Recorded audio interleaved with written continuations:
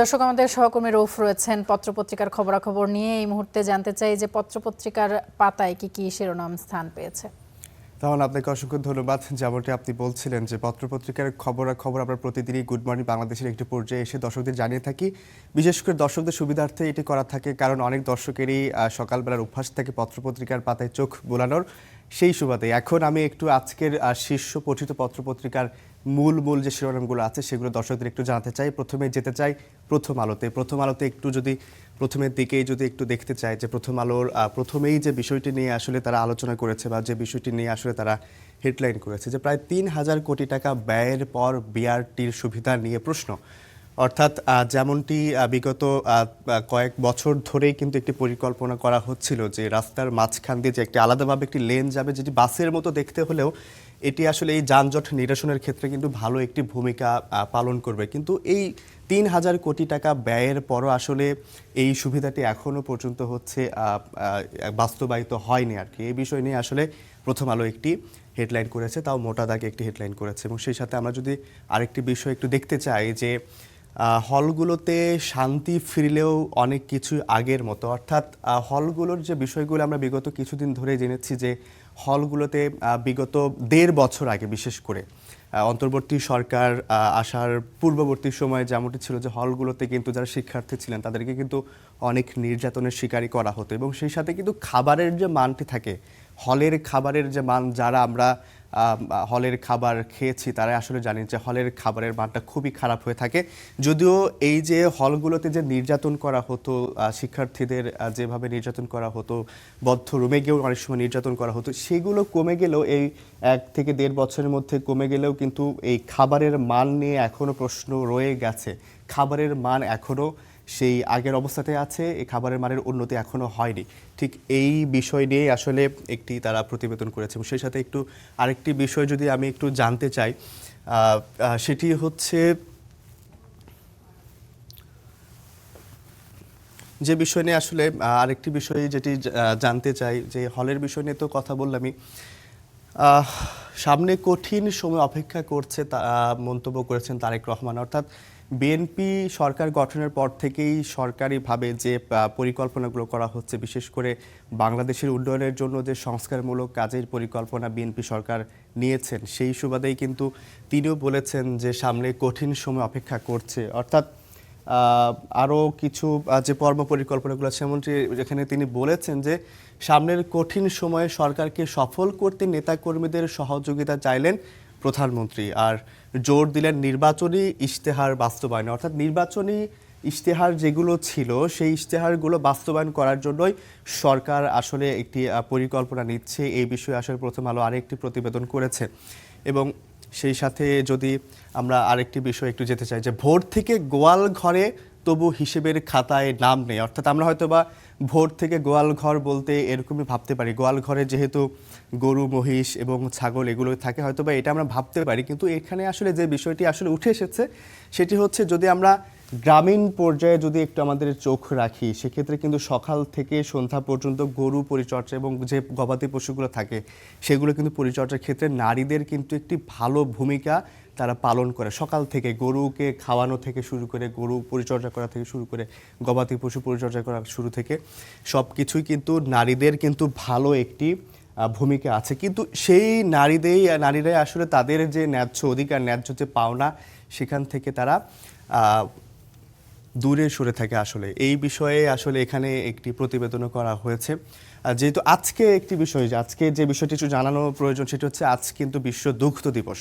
আর এই বিশ্ব দুগ্ধ দিবস উপলক্ষে আসলে এইরকম একটি প্রতিবেদন করা হচ্ছে। আমরা একটু আরেকটি পত্রিকায় যেতে চাই, দেখতে চাই যে তারা কি শিরোনাম করেছে। সমকালে একটু আমরা যেতে চাই।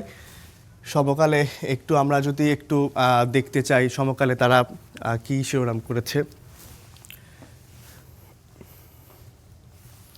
সমকালে একটু আমরা পেপারে যেতে চাই। পেপারে তারা কি শিরোনাম করেছে সে বিষয়ে একটু জানতে চাই। সেটাই হচ্ছে শিক্ষায় পরিবর্তনের সিদ্ধান্ত সমালোচনার পাল্লা ভারী। অর্থাৎ এই বিএনপি সরকার আসার পরে নতুন শিক্ষামন্ত্রী এসেছেন, তিনি কিন্তু অনেক রকমের সিদ্ধান্ত নিয়েছেন। তার মধ্যে কিছু কিছু বিষয় আছে যেটি আসলে খুবই ভালো সিদ্ধান্ত বলেই আসলে বলা যায়, যেটি বিগত কয়েক বছর ধরে যেটি বন্ধ ছিল। যে বৃত্তির যে বিষয়টি ছিল এটি বন্ধ ছিল, বৃত্তি পরীক্ষা এটি বন্ধ ছিল 16 বছর পর আসলে এই প্রাথমিক বৃত্তি পরীক্ষা আবারও শুরু হতে যাচ্ছে। এটি আসলে একটি ভালো সিদ্ধান্ত এবং সেই সাথে আরও কিছু সিদ্ধান্ত সরকার পক্ষ থেকে নিয়েছে, যেটা হচ্ছে এসএসসি এবং এইচএসসি অর্থাৎ পাবলিক যে পরীক্ষাগুলো হয় প্রাথমিক পর্যায়ে এবং মাধ্যমিক এবং উচ্চ মাধ্যমিক পর্যায়ে যে পাবলিক পরীক্ষাগুলো হয় সেক্ষেত্রে সেই পরীক্ষার সময়সূচিটি আরেকটু সামনের দিকে আমরা এগিয়ে আনা হয়েছে এবং সেই সাথে পরীক্ষার যে রেজাল্ট বা ফল প্রকাশ করা হবে সেটিও একটু এগিয়ে আনা হয়েছে। এই বিষয়ে আসলে তারা একটি প্রতিবেদন করেছে এবং সেই সাথে এখানে আরও একটি বিষয় দেখতে পাচ্ছি যে যেহেতু এখানে ছবিটা দেখে অবশ্যই আপনারা চিনতে পাচ্ছেন, ছবিটা খুবই চেনা একটি ছবি। এটি একটি মহিষের ছবি এবং এটির নামকরণও করা হয়েছিল যে ডোনাল্ড ট্রাম্প। যদিও এইটি এখানে যে বিষয় নিয়ে আসলে কথা উঠেছে যে সামনে অত্যন্ত কঠিন সময় অপেক্ষা করছে এটি মন্তব্য করছে প্রধানমন্ত্রী, যেমনটি আমরা প্রথম আলোতেও পড়েছিলাম। আমরা একটু আরেকটি জায়গায় যেতে চাই, সেখানে বলা হয়েছে যে অকটেন পেট্রোল কেরোসিনের দাম 5 টাকা বাড়লো। অর্থাৎ আমরা গুড মর্নিং বাংলাদেশের শুরুতেই যেমনটি আমরা বলেছিলাম যে পেট্রোল, অকটেন এবং কেরোসিনের দাম প্রতি লিটারে 5 টাকা করে বেড়েছে। যদিও হচ্ছে ডিজেলের দাম এখন পর্যন্ত সেভাবে বাড়ানো হয়নি, ডিজেলে একটু স্বস্তি আছে এখন পর্যন্ত, হয়তোবা এটি বাড়বে কিনা সেটিও আসলে নির্ভর করছে পরবর্তী সময়ের রিপোর্টের উপরে। আসলে এটি গতকাল রাত থেকে কার্যকর হয়েছে এই দাম বৃদ্ধির ক্ষেত্রে। আজকে যারা হয়তোবা আপনারা তেলের পাম্পে যাবেন তেল কেনার জন্য, জ্বালানি তেল কেনার জন্য হয়তোবা গেলে আপনারা হয়তো আপনাদের বাড়তি যে দামটি এটা আপনাদের দিতে হবে, যে 5 টাকা করে বাড়ানো হয়েছে এটা হয়তোবা আপনাদের গুনতে হবে। সে সাথে আরেকটি বিষয় একটু জানাতে তারা হেডলাইন করেছে, শহরে কিছুটা স্বস্তি, গ্রামে ব্যাপক ভোগান্তি। অর্থাৎ এখানে বিদ্যুতের বিষয় নিয়ে আসলে কথা বলেছে। শহরাঞ্চলে আসলে সেই লোডশেডিংটি সেভাবে না হলেও হয়তোবা শহরাঞ্চলেও লোডশেডিং হয়, কিন্তু শহরের তুলনায় গ্রাম অঞ্চলের দিকে যদি চোখ রাখেন তাহলে বুঝতে পারা যায় যে তারা কীরকম ভোগান্তির মধ্যে থাকে। বিদ্যুৎ চলে গেলে মোটামুটি আধা ঘন্টা থেকে ঘন্টা খানিকের মতো সময় লাগে যে সেই এগুলো আসে না। সেই সাথে আমরা একটু আরেকটি পত্রিকায় যেতে চাই, আমরা একটু আমার দেশে যেতে চাই। আমার দেশে তারা কি শিরোনাম করেছে এটি আমরা একটু জানতে চাই। সেখানে তারা করেছে 42 দিনের মাথায় ফের বাড়ল পেট্রোল, অকটেন, কেরোসিনের দাম, যেমনটি আসলে একটু আগেই বলছিলাম। এবং পরবর্তী সময় বিটিভিতে ঈদ অনুষ্ঠানের নামে লুটপাট, এটি আসলে বলা হয়েছে যেমন 50 মিনিটের অনুষ্ঠান হয়ে বাধা 260 মিনিট। অর্থাৎ এই বিষয় নিয়ে তারা একটি প্রতিবেদন করেছে। আমরা একটু দেখতে চাই, দিয়াবাড়ি পশুর হাটে অভিনব কায়দায় চাঁদাবাজি করেছে। পশুর হাট নিয়ে কিন্তু অনেক সিন্ডিকেটই হয়েছে, যেমনটি আমরা দেখেছি যে এই কুরবানির ঈদের আগে যে পশু হাট হয়েছে বিভিন্ন হাটে, বিশেষ করে হাসিল আদায়কে কেন্দ্র করে কিন্তু অনেক রকমের সিন্ডিকেটই হয়েছে। যে দাম হাসিলের যে নির্ধারিত একটি অ্যামাউন্ট নির্ধারণ করা হয়েছিল, সেই সাথে এরকমই কিছু বলা হয়েছে। যুক্তরাষ্ট্রের পাকিস্তানের মধ্যে সত্যিকারের বন্ধুত্ব গড়ে উঠছে, এরকম একটি প্রতিবেদনও তারা করেছে। আমরা একটু আরেকটি পত্রিকায় যেতে চাই, সেখানে একটু দেখতে চাই যে তারা কি শিরোনাম করেছে এটি একটু দেখতে চাই।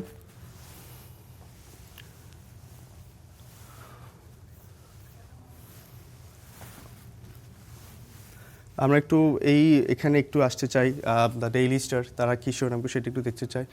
ডেইলি অবজারভার এই একটু শিরোনামটি দেখতে চাই, তারা এখানে কি শিরোনাম করেছে সে বিষয়ে একটু জানতে চাই।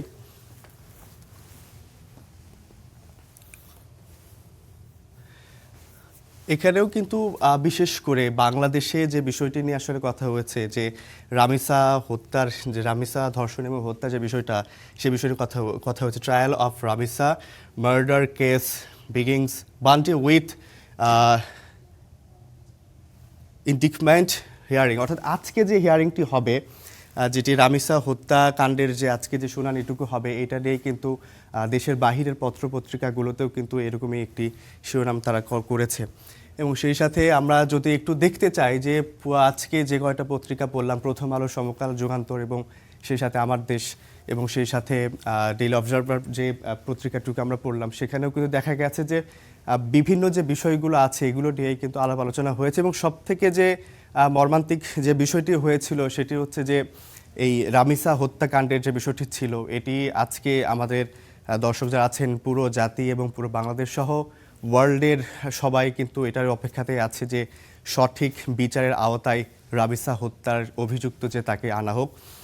সেই সাথে আসলে এটি বলতে চাই যে আজকের পত্রপত্রিকার খবরাখবরের শীর্ষস্থানীয় যে বিষয়গুলো ছিল তার মধ্যে ডিজেলের দাম ছাড়া বাকি যে জ্বালানি তেলগুলো ছিল সেগুলোর দাম বৃদ্ধি পেয়েছে, সেই সাথে সরকারের যে পদক্ষেপগুলো ছিল সেগুলো নিয়েও একটি শিরোনাম করা হয়েছে। তো মোটামুটি এই ছিল আজকের সকালবেলার শীর্ষ পঠিত পত্রপত্রিকার শিরোনামগুলো। আমরা দর্শক আবারও চলে যেতে চাই আমাদের মূল যে সেট, মূল স্টুডিওতে, সেখানে যেতে চাই। সেখানে অবস্থান করছেন আমাদের সহকর্মী তামান্না। আব্দুর রউফ, অসংখ্য ধন্যবাদ আপনাকে আমাদের সঙ্গে যুক্ত হয়ে আপনি পত্রপত্রিকার খবরাখবরগুলো সকালবেলা জানাচ্ছিলেন। অসংখ্য ধন্যবাদ।